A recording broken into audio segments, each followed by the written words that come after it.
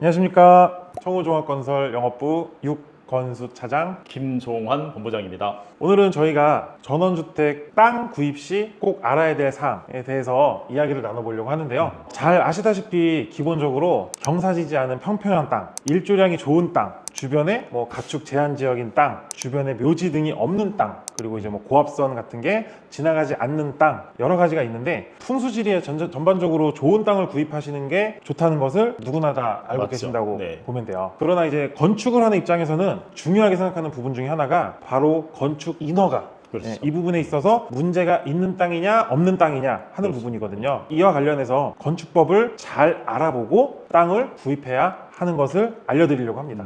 간단하게 인허가 조건에는 어떤 것이 있는지 본부장님이 알려주세요. 인허가 조건요. 네. 땅을 사실 때 4m 이상 도로가 땅에 접해 있어야 됩니다. 그래야만 이제 인허가 조건에서 문제가 없고. 근데 이제 우리가 잘 아는 이제 맹지라는 것이 있잖아요. 도로가 없는 땅을 맹지라고 합니다. 도로가 없다 보니 이제 인허가 나는데 좀 제한이 있다는 땅이죠. 도로만 있으면은 무조건 나느냐? 그것도 또 아닙니다. 도로만 해도 여러 가지 변수가 있습니다. 예전부터 계속 사용해왔던 이제 현황도로라고 있고, 네. 또 이제 땅에 인접해 있는 국어가 있습니다. 이런 것들은 또 지자체에 잘 협의하면 허가 나는데 크게 문제는 없다, 이렇게 지금 보고 있고요. 그리고 또 이제 내 앞에 도로가 지나가는데 그 도로가 국가 소유의 도로라든지 지자체 소유의 도로라 그러면은 크게 문제가 없는데, 네. 만약에 이게 이제 개인 소유의 도로다, 이제 그렇게 되면은 토지 사용 승낙서, 네. 요거를 또 받아야 합니다. 그래서 요게 이제 받는데 좀 번거로움이 있을 수는 있으세요. 그러나 어쨌든 요 토지 승낙 사용서를 이제 제출해야만이 이제 허가를 날 수 있다라는 거죠. 내 땅을 구입하기 전에 땅에 인접해 있는 도로에 대한 현황을 파악하시고, 도로가 없을 경우에는 도로를 또 개발하셔야 되는 거고, 맞죠. 도로가 예. 있다 하더라도 그 도로의 소유가 누구로 되어 있느냐 맞습니다. 확인하셔서 네. 사용 승낙서까지도 받아야지만 그 땅에 집을 지을 때 문제가 없겠구나 맞아요. 라고 판단하시는 네. 요소 중에 하나라는 거, 그렇습니다. 기억하시면 네. 좋을 것 같아요. 또 다른 조건이 뭐가 있을까요? 이제 두 번째로 좀 알아야 될 것이 이제 오수, 하수, 그다음에 우수 간의 설치 기준에 네. 적합한 땅이어야 됩니다. 이러한 부분은 이제 대부분 이제 토지 이용 계획 확인원에 보시면은 네. 확인하실 수 있고, 제일 좋은 거는 이제 현장에 가셔서 기반 시설이 제대로 돼 있는지를 하나하나 짚어봐야 됩니다. 이런 부분들은 한 번 더 저희가 현장에서 확인 한번 시켜드리겠습니다. 네, 겉으로 보기에 좋은 땅도 있겠지만 실제적으로 이 땅이 쓸모 있는지 없는지에 대해서 꼭 파악을 하셔야 되고, 땅을 봤는데 주변에 그래도 집이 지어져 있다 하면은 조금 안심하셔도 되지만, 맞습니다. 너무 좋은 네. 땅인데 주변에 아무것도 없다, 그렇죠. 그러면 또 예. 이러한 또 변수가 있을 수 있으니 맞습니다. 이런 부분을 꼭 체크를 해보시는 해줘야 게 돼요. 좋을 것 같습니다. 땅 구입 시 네네. 특히 조심해야 하는 부분이 있나요? 있습니다. 이것 또한 이제 토지 이용 계획 확인원을 살펴보시면 아주 잘 나와 있는데요. 도시계획선, 그리고 도로계획선, 이제 접두구역, 또한 소하천 정비구역이 내 땅에 걸려 있으면, 예를 들어 100평을 샀는데 그게 한 20평이라도 이제 지나가거나 계획이 잡혀 있으면 그 땅에는 이제 건축하는데 제한이 있기 때문에 이런 부분도 꼭 확인하시고 구입하셔야 됩니다. 그런 경우 있을 경우에는 내 돈 주고 샀지만 내 땅이 아닌 그렇죠. 경우가 내 되는 땅이 거네요. 아니죠. 건축할 수 없기에. 예. 너무 마음 아플 것 같습니다. 그렇습니다. 네. 네. 그리고 아무래도 땅 구입하실 때 또 궁금하신 게, 내가 이 땅을 사서 몇 평짜리 건물을 짓겠다, 맞습니다. 이런 고민들을 예. 많이 하시는데, 맞습니다. 땅 구입하기 전에 이 땅에 몇 평까지 지을 수 있는지도 확인할 수 있나요?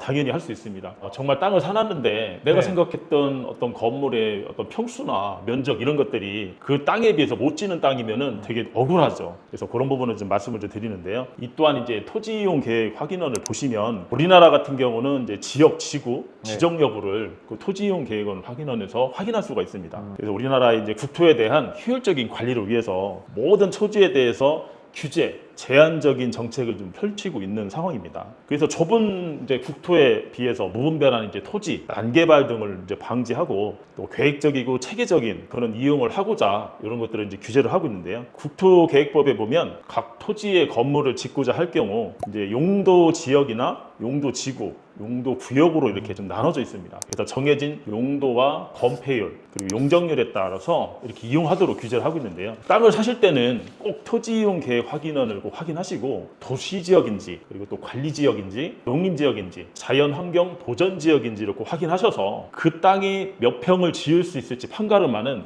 그 건폐율과 용적률을 꼭 확인하셔야 됩니다. 좀 예를 들어서 좀 토지 이용 계획을 확인한 결과를 가지고 말씀을 좀 드리는데요. 네. 이제 100평짜리 땅을 샀어요. 근데 토지 이용 계획을 확인해 보니까 계획관리 지역이라고 딱 써져 있네요. 계획관리 지역은 이제 건폐율이 40%, 용적률이 100%인 땅입니다. 자, 그러면 나는 몇 평까지 질 수 있는지를 말씀을 드리는데 100평짜리 땅에서 건폐율이 40%라는 것은 건물의 바닥 면적 기준 1층 면적이 40%까지 질 수 있다는 거예요. 그럼 결국은 100평인 땅의 40%니까 네. 1층 우리가 바닥 면적을 40평을 질 수 있구나 이런 것을 가름할 수 있고 네. 자, 그리고 이제 건축의 총 면적, 연면적은 그럼 몇 평까지 질 수 있냐? 용적률을 보시면 됩니다. 이게 이제 100%라고 했으니까 네. 100평까지 그렇죠. 네, 지을 수 있다. 이렇게 보는 겁니다. 건폐율과 용적률은 용도 지역, 지구, 지역마다 다른데 이것도 토지 이용 계획을 확인을 보셔서 구입하실 때 참고하시면 좋을 것 같습니다. 네. 예. 많이 들어보신 단어인데 항상 헷갈리는 단어실 거예요. 맞아요. 건폐율과 용적률. 건폐율은 1층 바닥에만 해당되는 면적이라고 보시면 되고 네. 용적률은 그 건물이 위로 올라갔을 때 전체적인 면적이라고 보시는 게 그렇죠. 예. 가장 쉽게 이해하시는 방법이라고 생각이 맞습니다. 듭니다. 네. 그러면은 본부장님은 예. 이런 내용들을 설명을 해주셨는데 어떤 땅을 구입하는 게 가장 현명한 거라고 생각하세요? 뭐 묘지죠. 네? 묻자가는 얘기입니다.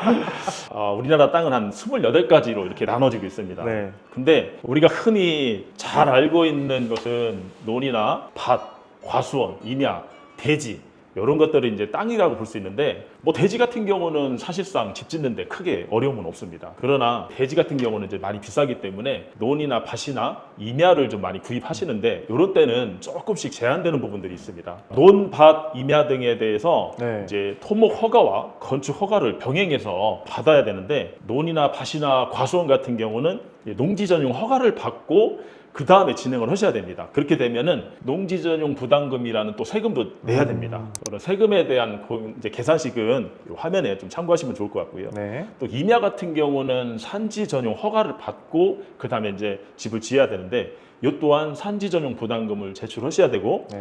이 산지 전용 부담금도 이 화면을 좀 보시면 좋을 것 같습니다. 네. 자, 그래서 논과 밭과 산이 건물 짓기에 용이한 이제 평평한 땅이면 너무 좋겠지만 네. 뭐 대부분 이제 경사를 졌거나 좀 이제 그렇죠. 움푹 파이거나 뭐 이런 땅들은 집을 질 수가 없거든요. 네. 그러면 이제 또 토목 공사를 하셔야 됩니다.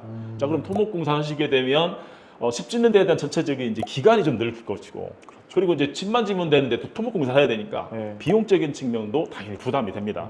그래서 토목공사를 한다는 얘기는 기관과 비용이 늘어나기 때문에 또 많은 신경도 써야 되고 그래서 요즘에 이제 이런 것들을 한 번에 해결할 수 있는 부분이 단지 같은 경우를 많이 조성해서 많은 분들이 그걸 또 활용해서 사고 있습니다. 다만 이제 단지 같은 경우는 아까 말씀드린 도로 사정이라든지 오수, 하수 이런 기반 시설들이 잘 돼 있기 때문에 허가 나는 데는 크게 문제가 없지만 공사를 해놨기 때문에 주변 시세보다는 땅값이 비싸다는 거. 요게 조금 이제 단점이라고 볼 수 있습니다. 아무쪼록 단지를 사시면 건축주님들이 신경 쓰실 분들이 많이 줄어든다. 그렇게 좀 볼 수 있을 것 같습니다. 땅의 종류가 워낙 많다 보니까 어떤 땅이든지 다 그만한 이유는 있다 맞습니다. 보시면 네. 되세요. 네네. 그래서 개발이 안 돼 있는 땅을 개발을 하기 위해서도 그렇죠. 비용이 예. 발생하는 거고 네네. 시간도 그만큼 걸리는 거고 맞습니다. 네. 그런 부분들을 해소하거나 줄이기 위해서 하실 수 있는 방법 중에 하나가 그렇죠. 아예 개발이 예. 되어 있는 단지, 택지 이런 식의 맞습니다. 땅을 네. 알아보시는 것도 방법이라고 보시면 될 것 같네요. 네네, 그렇죠. 네. 네.